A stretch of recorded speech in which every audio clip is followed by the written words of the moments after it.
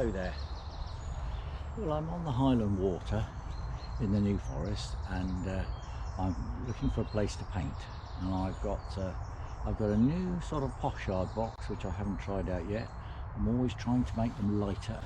Anyway, it's all in here and it's not too heavy, so we'll see how we get on.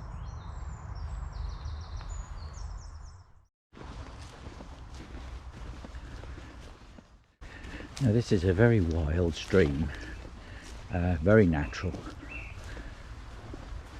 It's a beautiful morning.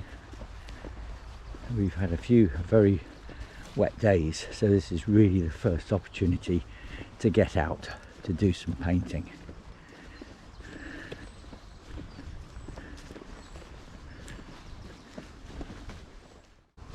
I've got some friends coming down to paint as well, and they'll be coming a bit later. You can see that when trees fall in this river, they stay in the river, and the river has to work its way around them, making new runs and bends and shifting the gravel about, keeping it fresh, which makes it ideal for spawning sea trout.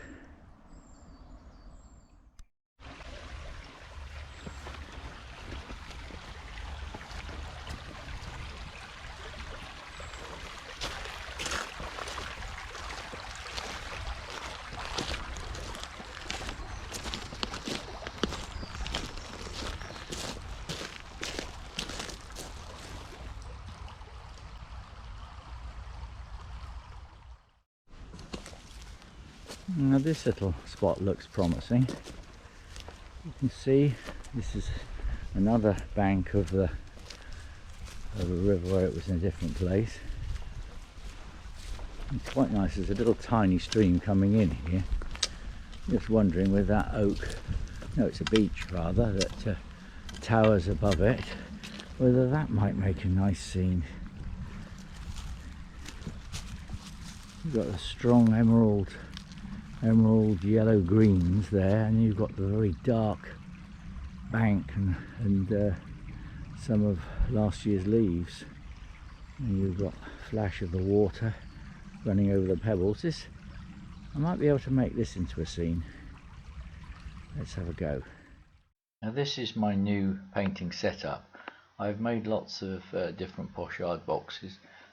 This is more of a palette box rather than a pochard box, because I'm carrying the paints and the brushes separately in a little bag. The main thing is to be able to have a palette when you've got your paint on that you can just close up and not waste the paint. You could use it when you get back to the studio. I might, when I get back to the studio, even make a bigger picture of this particular scene, because I think it's got potential. Anyway, there's Barry. He's painting a very small painting because he's only just really arrived, and he's just featuring that beech tree the other side of the river. When these little studies come off in the right way, they can be little gems. It's best not to attempt too big a painting when you're out. There's Jenny. She has a big parasol over her easel, and that's Jenny's dog, Denby. He loves water. He's a very well behaved dog. He's been well trained by Jenny. I think I'll throw a ball for him. There he goes. Now I'm going to show you a little bit about the easel in the garden. I rather like making these little boxes, but there's quite a lot of thought has to go into them, because they've got to be simple and they've got to be light. Now whether I've actually arrived at the perfect setup, I'm not sure, but it's definitely lighter than my other setup, so I'll show you how it all goes together. Now I've speeded this up to save time. We start by putting up the tripod easel, and then we put a wooden bracket on it, some aluminium rods, and that's the sliding box lid, and the box is held on with these mirror plates, and there's a little round-headed screw at the bottom of the box.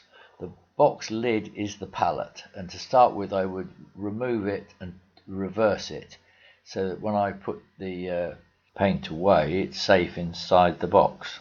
Well, I hope you enjoyed this little video, a little bit of look at the forest, a little bit of painting, and a little demonstration of my new palette box. Well, if you enjoyed that, please click a like or maybe subscribe. Goodbye.